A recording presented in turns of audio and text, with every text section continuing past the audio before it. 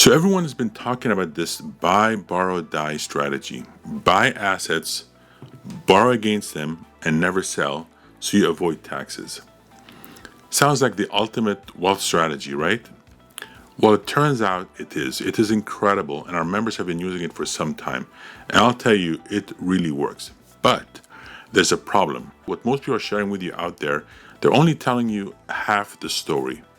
And if you follow blindly, you can actually put yourself in a really difficult financial situation if you don't truly understand how it truly works. And that's what we're going to do today. So today I'm going to show you not just how the buy bar die really works, but more important than that is 3 things nobody tells you that actually determine whether the strategy makes you wealthy or hurts you. And so that's what we're going to cover today. Now, the term buy, borrow, die strategy was coined by Edward McCaffrey, a USC professor. Great work, excellent work. And it describes one of the most powerful wealth strategies used by the wealthy today. At a high level, it works like this. You buy assets that grow over time. Instead of selling them, you borrow against them and live off of that borrowed money tax efficiently. Then over time, that wealth gets passed on with major tax advantages to the next generation. That's why the wealthy love this strategy, because it lets you, number one, keep your assets compounding. It allows you to access cash without selling and minimizes taxes legally. But here's what most people miss. This is not just a strategy, it's a system.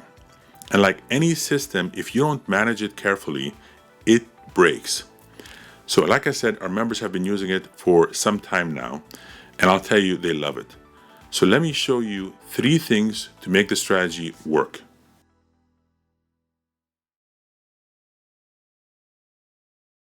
So now I'm going to show you Divergent system, or Divergent lines. So first here, you're looking at a loan that is, again, leverage that's increasing. And you can tell that this doesn't look good. However, the minute you add the assets, you can see here that the asset is growing. And so the way this is going, the loan never really intersects the assets. And this is called divergent. You see that? And so this way, as you're taking money out from the loan, and this doesn't look like you're taking money out, but it's relatively small compared to how fast this is growing. You can see now these are called divergent lines. And so the way to really tell, because it's hard sometimes to tell by just looking at this, is you look at the equity. The equity line, which is the difference between the asset and the loan, this tells you that it's going up. So as long as your equity is increasing, you can tell that these are divergent lines and you have a divergent system. And this is very important. This is what most people don't look at. And so it's really important to know this. Now, on the other hand, let me show you what a converging line would look like. So now here you'll see a converging line. Again, notice the darker color here is the asset growing. But notice here that the debt is moving towards that line and it's going to intersect. That's a problem. Even though it's going to intersect in the future, but what happens is if you're not careful, this is going to get sped up. So the way you look at it, again, you look at the equity. The equity is going down. You see that? And that is a telltale sign of converging lines. This is what you want to avoid. And the challenge with buy, borrow, die is that if you're not careful about understanding these things, it's going to come back and bite you. So this is why it's really critical that do you have a divergent system or a converging system, because this is critical. Now let me show you what I'm finding with a lot of people out there. So this is what I see people telling me. They're like, look, George, my asset is growing fast. But here's what they don't show you. They don't show you the loan. The loan is growing at a faster rate than the assets. That's the problem. And so they have to understand this and be able to see this, because this is going to intersect. This is, again, a converging line, but it's very aggressive. Even though this is 10 years out, guess what? It starts from what you do today. Here's what equity looks like. So you have to keep an eye on the equity and look at the trend lines. Is it going down or is it going up? And so you have to understand how to look at these numbers and understand these numbers. So again, the question is, first lesson is your system diverging or converging? This is critical. So how much you're taking money out is critical, because if you're taking money out faster than the asset is growing, that's a convergent system and convergent line. And that's where people get into trouble, because slowly or sometimes quickly, you're draining the system. Most people don't even realize this is happening, and they think as long as I can borrow, I'm good. No, that is not true. You need to make sure growth outpaces the extraction.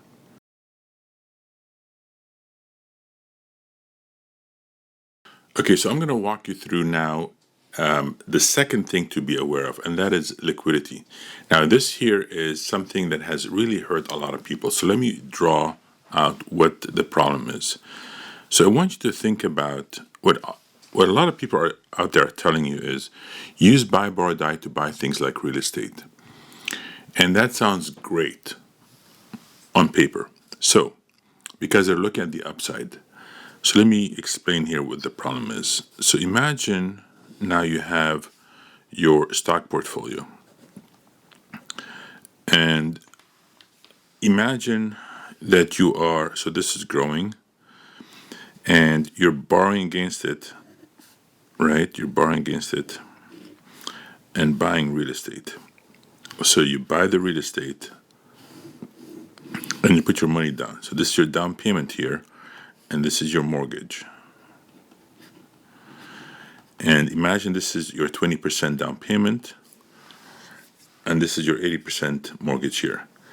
So what happens is you buy this, and then the next thing again, you buy maybe a second one even, right? Let's just put another one here. You buy a second one, or even the first one is fine. Now here's what happens. Then the market starts going down, okay? And so what happens is you just bought an illiquid asset. The problem is this is an illiquid asset. And so that means as this is going down now, so now you're at over here, right? So let's just say this was a $200,000 property and you put $40,000 down, and now you're at 180, right? Both cases. Now what happened is this starts going down as well, right? So now you're getting pressure from here, and you're getting pressure from here. And guess what? This actually has hurt a lot of people, because now you're being asked to, you're getting a margin call, meaning you have to pay this down, and therefore you have illiquid assets in your portfolio, which is a problem. And now this has hurt a lot of people doing this, because they were buying illiquid assets. So what's the solution? The solution is, as you're doing this, again, this is such a powerful strategy, but you need to know what to buy. Early on, you want to buy liquid assets, things that you can sell immediately without being in a forced position to sell, or in distress in this case. So these people had to sell the real estate to pay this down because they were getting margin call and they didn't have any liquidity. So what you want to do is buy liquid assets, get to a point where you have so much in liquid assets.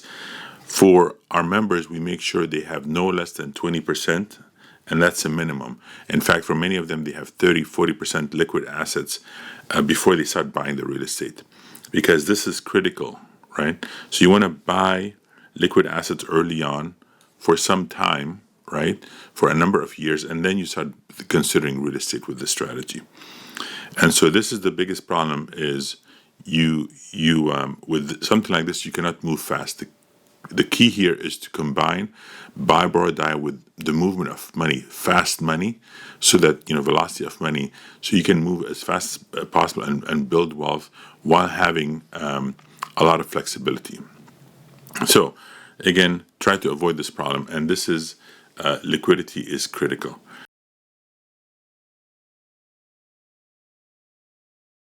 So the next thing I want to share with you is the idea of having metrics to track your buy, borrow, die. You can't just be doing things blindfolded. So in the first scenario we talked about, you want to have divergent lines. In the second point we talked about, you really want to buy liquid assets. Now with our members we have quite a few metrics we make sure they understand to make sure they never get themselves into a bad situation. I'm going to give you one such metric that is very important, and really this is something we had to develop on our own for our members because we know how this stuff really works. And you'll see some of this in my first book, The Wealthy Code. This was almost 16 years ago, and so this is what I'm going to explain right now. So here's a metric you really want to focus on, and it's called growth coverage ratio. Let me walk you through it. So what you want to do, this is called growth coverage ratio. Now the reason this is important to us having metrics like this is because when you make decisions, you want to have some data. You can't just be making random moves without having understand how you're making better decisions. So having these numbers is critical, and this is pretty simple, but it's very important too.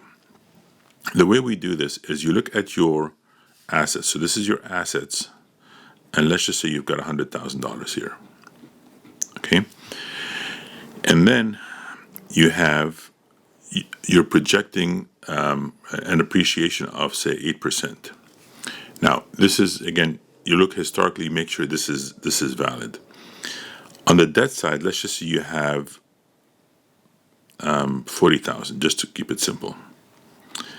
And this is projected or the interest rate is accruing at 6%, as an example. What you want to do is you want to come up with the growth coverage ratio, which is simply your assets, the amount times the growth rate divide by your debt amount times the interest rate. And this gives you 100,000 times 0.08 divided by 40,000 times 0.06. And so this is 8,000 divided by 2,400. So what we're going to do is we're going to do this calculation here really quick. And the reason this is important is because you want to make sure that this is growing faster than this, okay? So 8,000 divided by 2,400 gives you 3.33. 3.33. Now, why is that interesting? You always want this to be more than 1.25. And 1.25 is absolute minimum. All this means is that the debt, if for every dollar the debt is accruing, this is accruing at $1.25. In this example, is accruing at $3. So it's almost like you're saying, I'm going to give you $1, give me back $3, right? And that's what's happening here. So you always want to make sure your growth coverage ratio is always 1.25 or higher. And 1.25 is honestly bare minimum. You really want to have 1.5 or higher. We make sure our members are at 2.0 or higher, always. And in fact, many times there are 3 and 4. But this is what you want to make sure that is the case. Now, why this is important is because, again, this gives you actually the divergent lines. Very, very important.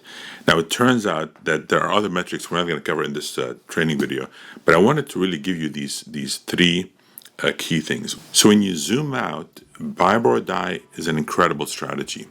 But you have to recognize that this is a spread management system. That means you have to constantly be balancing the following things: growth, liquidity, and debt. Very, very important. So here are the 3 things to remember from this video. Number 1, make sure your system is diverging, not converging. Number 2, focus on liquidity. I can't stress that enough, especially more than just returns. Number 3, track your growth coverage, not just your gains. These three things are incredible, and these are just the beginning. If you get these three things right, the strategy becomes incredibly powerful. If you don't, it can work against you. The wealthy aren't just using buy, borrow, die, they're managing a system. And that's exactly what you have to do. And once you understand that, you become unstoppable. Now, if that shifted something for you today, do me a favor, hit subscribe. I have more information also in the show notes.